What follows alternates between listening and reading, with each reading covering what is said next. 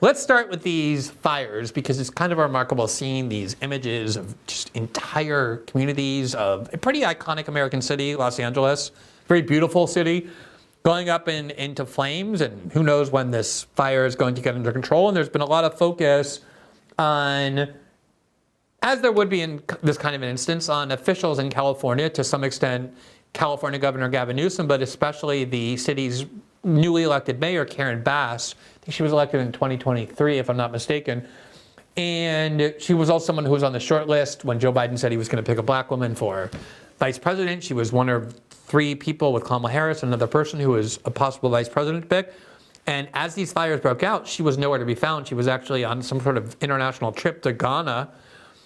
And there's been a lot of criticism about this. You wrote an article on your Substack, which as usual, I highly recommend that we could put this on the screen, the title of which is LA Officials Warned of Extreme Fire Risk Days Before the Mayor Skipped Town. Now, before reading your article, Lee, when I first heard about this criticism of her, part of me thought, for better or worse, governors, mayors do go on these kind of trips internationally. Usually they're just opportunities to get free travel to places these people want to go, but sometimes there's legitimate reasons for a governor or a mayor to travel to a foreign country, and it was just kind of bad luck that she happened to be in Ghana at the moment these fires broke out. She couldn't have anticipated that. She came back immediately when they started to spread, and so this criticism seemed a little bit cheap and exploitative. And then I read your article, which suggested that actually she probably had reason to know that she should have stayed in LA. Not necessarily that these fires would happen on this date, but certainly reasons to know that she had work to do that she didn't do, instead going to Ghana. What is it that you discovered about all that? Well, look, Glenn, I had the same initial reaction when people pointed out on Tuesday evening that the mayor was not there, that as the fires had spread from Pacific Palisades to Pasadena to the San Fernando Valley and other parts of the city, there was a leader missing at the top. And, this is a moment just like any other kind of tragedy or crisis where people jump on social media and they attempt to score cheap political points. They make commentary without any evidence. They attack their political opponents and inject their kind of pre-existing beliefs into anything. So, I am nervous about that, and I was hesitant, but I started calling around and doing some research online about this particular crisis, and it's very clear that the mayor should have known. This was really a success. What should she have known specifically? When you say she should have known, what should she have known? She should have known exactly when the fires would have started, because the government agencies tasked with predicting this very tragedy, this very crisis, did it perfectly. The models were incredibly accurate. You had the U.S. Forest Service, someone from Jonathan O'Brien from the U.S. Forest Service, as early as December 30th, predicting this week that there would be a fire risk in Los Angeles and Southern California. On January 2nd, just after New Year's, the U.S. Forest Service and the National Weather Service predicting that there would be extreme weather risk starting on Tuesday, that Santa Ana winds of a very kind of unprecedented proportion. We've had 100-mile-per-hour winds last Tuesday, coupled with an extreme dry season in Los Angeles. At LAX, they've had less than 1/10 of an inch of rain over the last 3.5 months, something like that. And you bring those two conditions together, the extreme drought conditions and these unusually strong winds. You had many meteorologists predicting this and warning of this imminent danger many days before Mayor Karen Bass left for Ghana.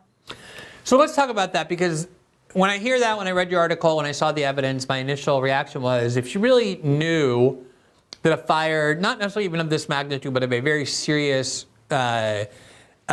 magnitude was going to erupt, she would be able to anticipate, as a experienced politician, that being in Africa, thousands and thousands of miles away from the city that's burning, that she was elected to govern, would be an extremely embarrassing and harmful political mistake, and yet she did it anyway.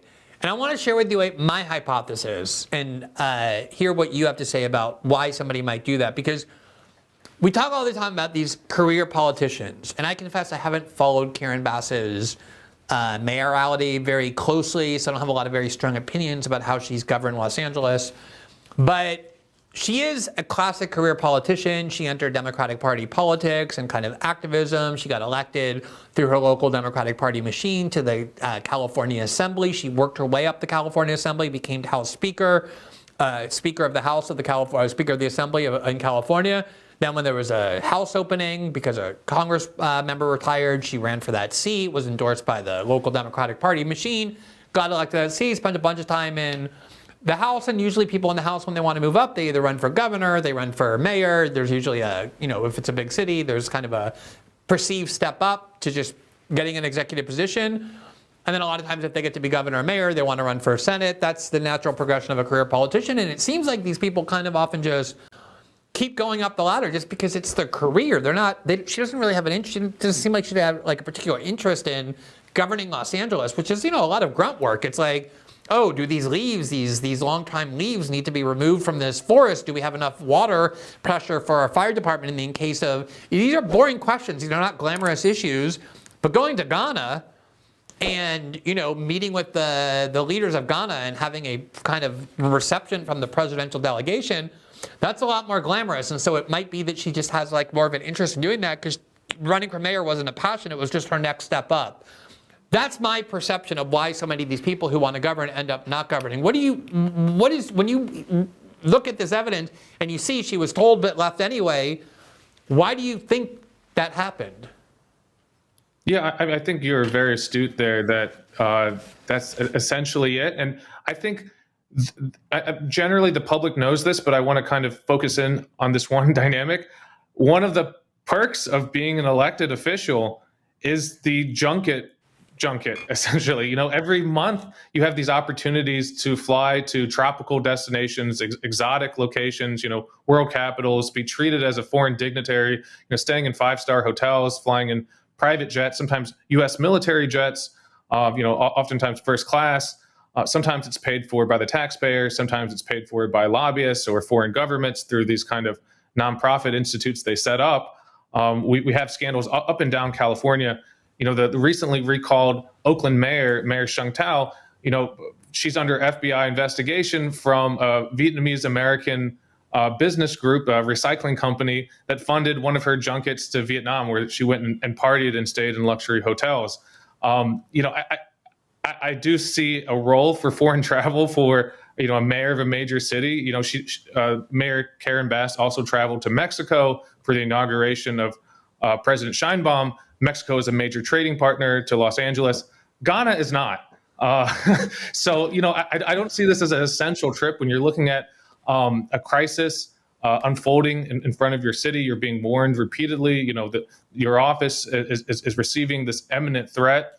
The governor, I've been very critical of Gavin Newsom in other areas, but Governor Newsom by Sunday evening, Monday morning, was gathering resources and committing Northern California firefighting, vehicles and personnel and sending them to Southern California, realizing the risk of the fire that started on Tuesday. He was reading the same meteorology reports.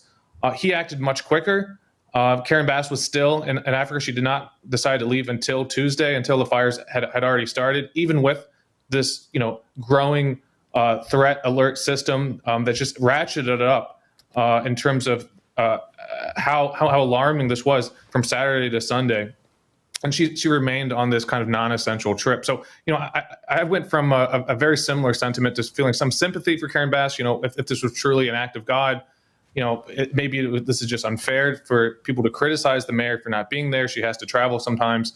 But you scrutinize the details. You look at these day-by-day reports from the U.S. Forest Service, the National Weather Service, several research institutes in Southern California. There have been a number of reports, even at the beginning of this month in January, warning of a risk throughout the month of these strong Santa Ana winds coupled with the dry conditions sparking a fire. And then even the precision of these reports. Last week, that there were several reports predicting that the fires would start Tuesday, which is exactly what happened. And she still left for this trip. Yeah, like meteorology is a science. It's not astrology. Like there's a concrete, specialized knowledge that goes into these warnings. Thanks for watching this clip from System Update, our live show that airs every Monday through Friday at 7 p.m. Eastern exclusively on Rumble. You can catch the full nightly shows live or view the backlog of episodes for free on our Rumble page. You can also find full episodes the morning after they air across all major podcasting platforms, including Spotify and Apple. All the information you need is linked below. We hope to see you there.